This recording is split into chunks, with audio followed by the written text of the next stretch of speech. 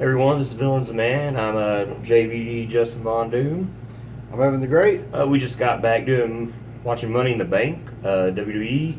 Thought we'd give a quick review. Probably will be quick. We'll probably cover this for quite a long while. We've had a pretty busy day. Went to Mighty Con down in St. Charles. Then we got to see something to wrestle with live with Bruce Pritchard and Conrad Thompson. Had a really good time. And then got to top it off with a really solid SmackDown pay-per-view. Yes. What's your overall thoughts for pay-per-view? Best pay-per-view all year, probably since I count the year as after WrestleMania. So WrestleMania forward, best pay-per-view. Better WrestleMania actually, but that's when I count my year. Yeah. Well, I guess if you're counting a wrestling year, that would be your year. That's what everything culminates around WrestleMania. You know, so like I said, it's like I said, solid pay-per-view. It is easily the WWE's best pay-per-view. Not a lot of matches on the card, excuse me, because you have so many people wrapped up in these ladder matches. Yeah. But it really didn't hurt it the way I thought it would. No. The match started off a kickoff show. Yeah. We had the Hype Bros fighting the Carlones. We kept waiting for Zack Ryder to turn his back on Mojo Rawley. Didn't happen. Yep. Really not a lot in that match, but I guess literally the Hype Bros doing what they needed to do, hyped everybody up for pay-per-view. Yep. Then we get to the show. Now, we've been to quite a few shows here now. Yeah. In the last couple of years. This is our third pay-per-view. Yeah. We've been to like the last 5 Raws around here, the most recent SmackDown around here. Do you think you will ever get used to sitting there not hearing commentary and just hearing the match itself go on in the crowd? It's a different atmosphere. What do you prefer? Kind of like being there. I do like being there. I do like commentary when I'm watching it, but when I'm there, I like being there, hearing what all the fans are saying and everything. Depends on the commentary. That's your commentary. I don't want to hear Michael Cole or David Otunga. Yeah. So, but yeah, I really like the atmosphere of it. Just being quiet, you hear the wrestlers, the mat, the crowd, especially on a night like tonight. Yeah. Because man, once the main event when we get there, it was pretty awesome. But the show opened up with the women's first ever Money in the Bank. I thought it was very, very successful. Obviously, they don't take the bumps and falls like the guys do. Yeah. But for what they did, ended up pretty well. Yeah, they didn't have a bunch of like jumping off the ladder, but they had a bunch of using the ladder as a weapon in that match. Yeah, and that was good. I think once the women get more used to that style of match, which if they're really wanting to build this women's division, they need to do. But we did some quick picks before the show, which we did live. We both picked Carmella, and we were both hoping she would cash in, which she won. Yeah. But she didn't. There's some controversy that's going to start off on SmackDown, so that's going to be a good way to kick off SmackDown. And I expect SmackDown to be pretty big. It should be really good. It should be. There's a lot that's going to be going on. What was the next match after that? Like, the whole night was just a blur to me. Was it a tag match? Yeah, it was a tag match, yeah. Tag match with the Usos versus the New Day. Excellent tag match. Oh, it was great. Man, really, really good. Far better than what I was expecting it was going to be. And we got to see Kofi Kingston back in action. Yeah. And that was really reassuring with his broken ankle, and he was just being Kofi Kingston. There was a lot of good segues in that match with reversals, moves being turned into this, near pinfalls, breaking up pins. As much as you've seen, and this is just my opinion, the Usos and the New Day in the past, you really can show. Okay, it really shows you how well the Usos have come along, because Kofi Kingston's always been good. Yeah, Big E's pretty much been good since he's been there, and Xavier Woods has come a long way since his days as Consequences Creed. Now, what's crazy is, like we said, we've been to a lot of live shows. Immigrant. Who do you hate the most? The most? The Usos. I used to hate the Usos. God, I used to hate the Usos. I hate face Usos. I love heel Usos. Yeah. I remember the night when we were at Raw that Hugh Jackman was there promoting Real Steel, and he broke Dolph Ziggler's jaw. Yeah. And we were right on the guardrail, and you were like booing them like they'd walk by. Like, man, if you had been close, you'd have swung on them. I would have. But tonight was totally different, and it was kind of odd. Because you're cheering them. I love them now. They switch heel, they switch gimmicks, and they even fight different in the ring. Which is good. I really like their style. It fits their characters.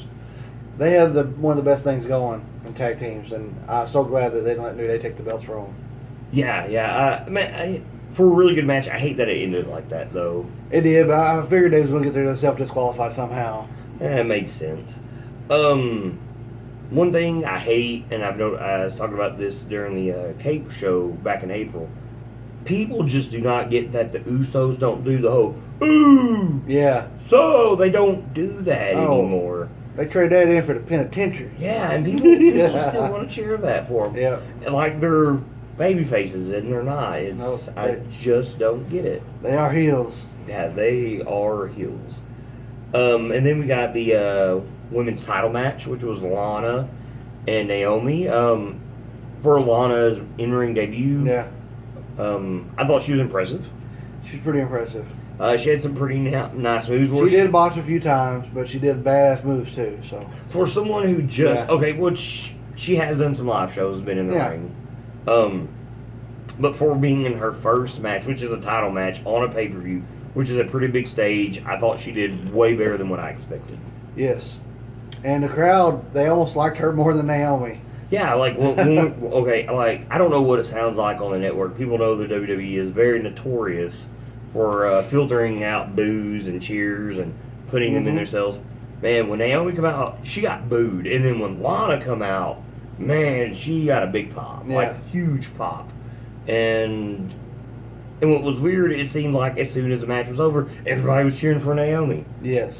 And it's like, wow, almost all you guys were just booing her, and now you're cheering for her. Carmella did come out with the teeth, like she was going to cash it in. Man, I wish she would have, considering, where they were showing the tweets with Daniel Bryan, Shane McMahon. Like, she should have cashed in. Yeah. Then she would have had no problems. That'd have been interesting. Like, well, would have been interesting is if she won it, yeah. And there was all these problems. Like, what do you do? That'd have been a very, very interesting take on everything. Correct. Let's see, what was after this match? The title match. Oh, yeah, which was odd. Yeah. Which was odd. There was a jobber match and a Money in the Bank after the title match. Yeah. So that starts, and we're automatically kind of mad because right there kills any teaser for any cash in for the WWE Championship. It was still a good match. Yeah. I think. Way better, like 5 times better than their first match. Yeah. I was really hoping the Legends were going to get involved.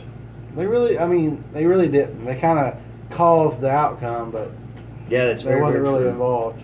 But I'd like to see a little bit more of that. But it gave Jinder a clean win over Randy Orton. It did. One thing I tweeted about, them Singh brothers really love tables on pay-per-views. Every time they're out there, I'm like, somebody's going through a table or whatever. And it's almost like Randy Orton is like, I'm going to try to flip you as many times as possible before you get to this table. And they're so little, he throws them and they go a mile. Yeah, I mean, they don't even weigh a Kalisto. They're like less than that. Yeah. And Randy Orton weighs like 2 Kalistos. Yeah. But the match was way better than what I was expecting. Yeah. That was one of our quick picks, which we were quick picking and then hoping for cash-ins. Yes. Which you had Jinder, and I had Randy Orton. And then, because I was wanting Randy Orton just to get the title, because it was in a state, and then lose it, just to hear people boo. Yeah. Because here's the thing, man, like, a lot of people hate Jinder Mahal. But I think it's great that he is a jobber that was just all of a sudden like, hey, you gave Finn Balor concussion, you're going to win the title. And it really should give these guys hope, like we were talking on the way to our room, like Elias Sampson. Yeah. A guy that was an ultimate jobber in NXT, and now he's got a chance to do something because of guys like Jinder Mahal. And it's really good that you're keeping a fresh face that's been known just for taking beatings as a champion. Now, like I said, I don't know what it sounds like on the network. We haven't watched on the network. There were people literally, I mean, it got really loud, Maharaja. Yeah. I mean, it got really loud. It was kind of funny. They had people doing that. I know, man. And I mean, and it was funny because, like, when we left there, guys like, I'm the only guy I know with the Jinder Mahal shirt. Pritchard So. You've seen that guy with the Jinder Mahal shirt. So people just want to act like, hey, I've always loved Jinder Mahal. No, it's like people being loving either whatever team LeBron James is on or the Warriors. They're all bandwagon jumpers. But I'm glad he won it once we realized there wasn't going to be a cash-in.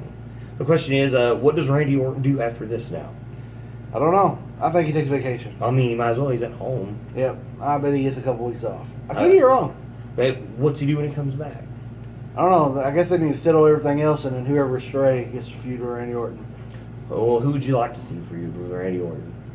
Man, I really don't know. I said for a long time that I thought him and Corbin would be good, but that ain't happening because he don't have the belt, and Corbin has the Money in the Bank. Maybe they can still feud. I don't know. Well, you could do that, and Randy Orton won't get another rematch, so maybe he feuds with Corbin because if he knows he can take the title from him, the bank. Yeah, try to get the Money. The Money in the Bank from him, he'll get another title shot whenever. That might happen. So it's very, very possible. Yep. That's who I would like to see. I mean, you look at everybody else on the roster. I'd like to see him and Sami Zayn. I think you can do something with that. I think that'd be interesting. If they did that, they had to turn Randy back heel, which would be crazy. He's going back and forth. Man, well, I prefer my Randy Orton to be a heel or they like be anti-hero. Mm-hmm. After that, we got some Fashion Vice. I don't want to say Miami Vice. Fashion Vice. One of the Fashion Police got a tape of who destroyed their stuff. It was the Ascension. We were hoping it was going to be American Alpha. I was wanting American Alpha. Yeah, we was wanting American Alpha bad. But it was Ascension, so it was just kind of obvious once you seen the tape. It was a jobber match. I'd seen we were like, really? This is on before Money in the Bank? Here, it seems here in the last couple years, it's not uncommon for them to do that. Yeah. If you listen to a lot of wrestling podcasts, there's the popcorn match. That's what Bruce Pritchard calls a popcorn match. We're like, hey, we put this match on before the big stuff happens, so you can go get your last soda and your popcorn. Now, if you learn stuff, that's what it is. It's a popcorn match. Mm-hmm. So you can go take a leak or whatever. And it's the way to keep somebody relevant. Yeah, that's it. It kept the Fashion Police relevant. And then on the Fashion Police, let's stop calling them Breezango. I call them Fashion Police all night. Yeah, that's what they are. And then we went to the big main event, which Men's Money in the Bank was one of our quick picks. You picked Sami Zayn. Mm-hmm. I picked Baron Corbin, who turned out the winner. Yep. It was funny when we left, that one guy's like, well, man, you were just kind of ahead of the curve, but I'm like, I've been here for a long time. You've been a Corbin fan for a while. Yeah, and I don't remember which episode it is that we done, but them are the two guys we kept. Mm-hmm. Baron Corbin won it. I was kind of hoping that maybe Jinder Mahal would have come out and faced him. Randy Orton would have RKO'd him and he pinned him right there. Yeah.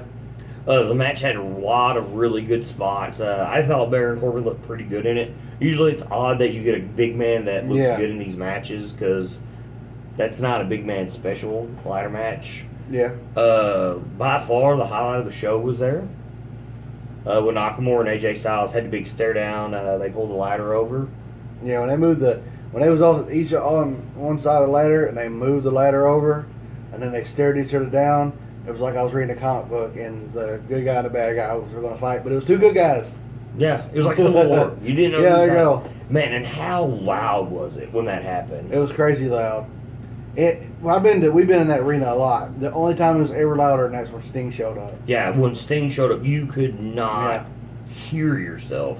Like I was talking to you, and you were talking, I could not hear any word you were saying when Sting come out. But damn, they got a pop, man. They got so loud when they was doing that. Oh man, and what was great is like Nakamura come out, and I'm all like, oh my god, we're gonna get to do the whoa, and it was so cool. Mm-hmm. And everybody started, and all of a sudden, boom, Baron Corbin come out. I didn't know what happened. You was like, oh my god, I'm looking around, right? What happened? And that was bad because everybody kept doing it, and he's like, oh, they're getting stomped on, and I'm like, yeah, and everybody around us is still doing it. Yeah, like no one could see it because of his lights.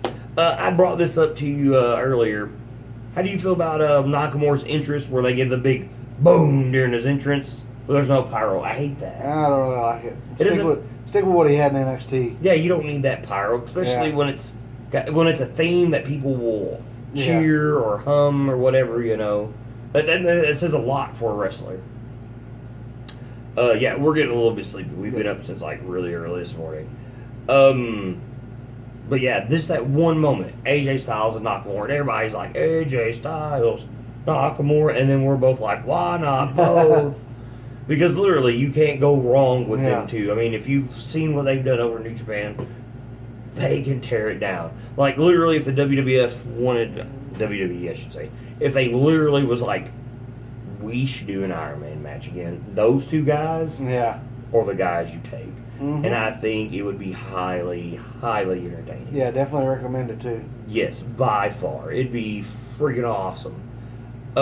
There's a lot of great spots in the ladder match. Baron Corbin would take the ladder, set it across the announcer's table, the stairs, and man, he choke slammed AJ Styles on him. And AJ Styles threw Kevin Owens on him, man. Sami Zayn threw Kevin Owens on the ladder, bent it all up. Like, Kevin Owens got the worst of that match. Easily. He went through a couple ladders. Yeah, man, I mean, he's beat up. But, you know, when you're the face of America, I mean, you got to do stuff like that, right? I thought it was cool, you know, he had red wrist tape on, and then he had blue wrist tape on. You know, he's really digging the whole America thing. I like it. Now, the one thing we was talking about on the way up here was, okay, so these are your top 6 guys besides Randy Orton, Jinder Mahal. Now, out of the Money in the Bank ladder match, you obviously can start a rivalry there with Corbin and Nakamura based on what happened. Yeah. And then obviously you've got the stare down between Nakamura and Styles, which I think they're really going to save that for like WrestleMania. Yeah. So with the other guys, there's no type of rivalry built between any of them guys. And like you said, what do we do with Randy Orton? Besides, you know, Baron Corbin, who's going to be the next, you know, #1 contender? So what do you do with all them guys now that Money in the Bank's over? Yeah. Not sure. Maybe like we said earlier, Baron Corbin could maybe feud with Randy Orton. And then you have the Maharaja. Modern day Maharaja. Who would he feud with? I'm thinking it'd be awesome at Rusev. Yeah, man, there's a lot of people that were wanting Rusev to come back, especially when I think he could come Nakamura back got at sent SmackDown out. and challenge him. Well, see, that's what I want. That'd be kind of cool. And then you really don't got nothing to do with Dolph if you do that. Do you think he goes to Japan after this whole thing that Nakamura has apparently said? Do you think he goes to Japan? He can actually make as much money, if not more, over there, and he would be relevant. And he's a good-ass wrestler. It's just he got so much talent, his time might not ever come back around. I completely agree with that. Okay, if he goes to New Japan, does he join Bullet Club? I think he does. I want him to fight him, but I think he'll. I don't want him to join him. Man, he's got that hair that's just like Kenny Omega. They got a pretty good similar build, they do. Similar size. Yeah, I don't want him to join Bullet Club. I hate that every time someone over there goes that's American, they're automatically in the Bullet Club. But I'd like to see him fight the Bullet Club. That'd be cool too. I think it'd be really cool. I think that they should finally start the whole Kevin Owens, Sami Zayn feud. Mm-hmm. I honestly think that your hardcore wrestling fans never get tired of that. They do. And I mean, they've had that. They didn't really have a big feud in NXT because of Sami's injury. When they were on Raw, they kind of had one, but you know, Sami needs a title. He does. And now Kevin Owens has a U.S. title, so it makes perfect sense to let him have that title. Yep. Let them guys do their thing. I think it'd be really good. Yeah, so if you let them feud, you let Corbin go fight Randy, then you got Nakamura and AJ. Are they going to fight to see who gets #1 contender? No, I think they're going to save that. I think they're really, really saving Or maybe they tag like we want them to do. Yeah. I think just after tonight, I mean, literally you could strap every time. Okay, we'll take everything from Raw, the Intercontinental title, the Universal title, and the tag titles, and you put them on Nakamura because they're red. And no one's going to complain about it. Yeah. He's so over. And then you go to SmackDown, you'll take the WWE Championship, the U.S. title, and the SmackDown titles, which I like when AJ Styles wears blue. Yeah. And you put them all on him, and no one's going to complain, and you just let them run around for the next 10 years. Mm-hmm. No one's going to complain. Them guys are so over right now. But I can see if the Usos, they're going to fight New Day again, which is crazy. Because New Day don't have the title, so they should get a rematch, but they will. And then maybe they beat them again, and then they need somebody to come up and take the Usos out. So you get AJ and Nakamura tagging. I would like to see that, which I want to see that. I don't know if I'd want it that soon, especially after watching the big stare down. Yeah. Because literally it was so freaking epic. Like, that's all the internet's talking about right now after the pay-per-view. Yeah. Just them two. The one big surprise was Mike Bennett and Marie Kanellis. Yeah. Which now they're just Mike Kanellis, which is he took her name. Yeah. That was kind of spoiled for me, and I was like, hey, stay offline, don't look at this. Because there's going to be some people here, and you don't want it to reform. Do you feel that it was the right move to bring them to SmackDown and not NXT? Yeah, I mean, I wish it would have went to NXT, but the Miz and Maurice moving off SmackDown into Raw, it kind of opens that slot for them to move into there and take what they used to be. Okay, well, here's my problem with it. What do you do with them? Okay, I have no idea. We were talking about on Whipper, and man, I said this when they moved Ty Dillinger up. What are they going to do with him? He has not been on SmackDown since Backlash. That is not good. Yep. I mean, literally, if he's a perfect 10, he's not on there right now. It's scary because we kind of foreseen this coming in one of our previous episodes. Yeah. And he may come into a jobber. And that's what I said. He needed to stay down in NXT, and he needed to win that title. Yeah. And, I mean, now he's just literally, I mean, he's fighting Ain't English. Yeah. And then, boop, disappeared. Mm-hmm. So that's like 3 weeks ago, Backlash. Yeah. So, I mean, what are you going to do with him? And then you bring in, which, I mean, with, Maria Kanellis, you can always do stuff because literally you don't have a lot of popular female wrestlers on SmackDown. I mean, you got Charlotte, Becky Lynch. I mean, I know Naomi's their champion. Yeah. But, I mean, I wouldn't say that she's got a huge fan following. I don't think so. And Lana don't have a huge fan following wrestler-wise. Yeah. It's because she's attractive. Yeah. I mean, it's because she's got more curves than an IndyCar track. I mean, that's why she's popular. Yes. But then again, I guess if you look at Maria Kanellis, which some people consider her to have the nicest ass in the business, I guess she's really no different. But to me, on SmackDown, it can draw more attention to her because on Raw, then you've got Alexa Bliss, who's hot.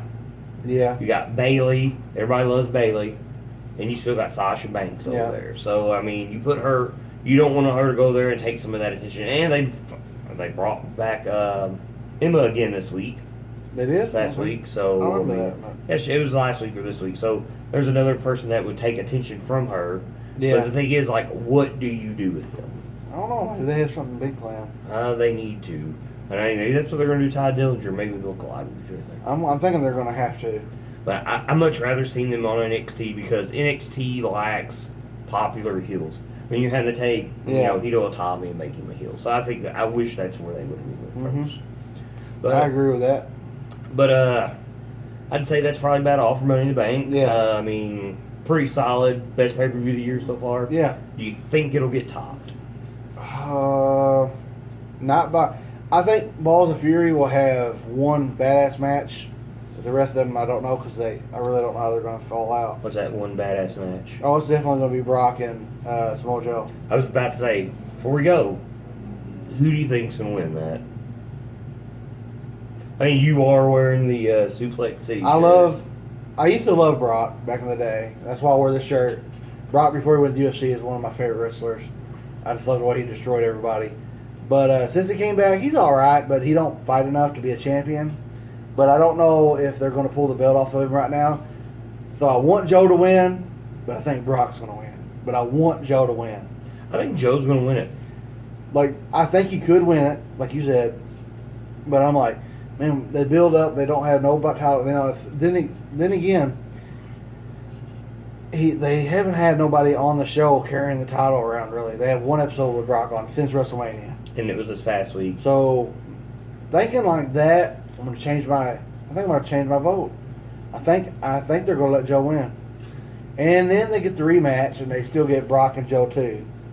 Do you think they'll want to be in 3 matches, or, Brock will win 1, Joe will win 1? Because I think that's what they'll do. I mean, if you read stuff online, they say, well, that's what they're wanting to do with, Roman, him and Roman. Yeah. I think after watching this past Raw, that's what they're going to lean towards at WrestleMania, like that, a collision with them guys. Because I think the stuff with Roman and Braun Strowman, is still hot. It is. And I mean, I would not be surprised if Roman's going to unveil his SummerSlam plans Monday night, tomorrow night, and I think Braun's like, I'm still not finished with you. Yeah. And they're going to continue to do that. Maybe them guys need to fight in Hell in a Cell. That'd be cool. I think that would be cool. But we're the Villains of Man. This wraps up our review of Money in the Bank 2001. I'm JVD, Justin Von Doom. That was great. Hopefully you're watching this on Twitter where you're subscribed. Make sure you follow us on Facebook. Subscribe to us on Twitter. And keep it between the ropes, guys.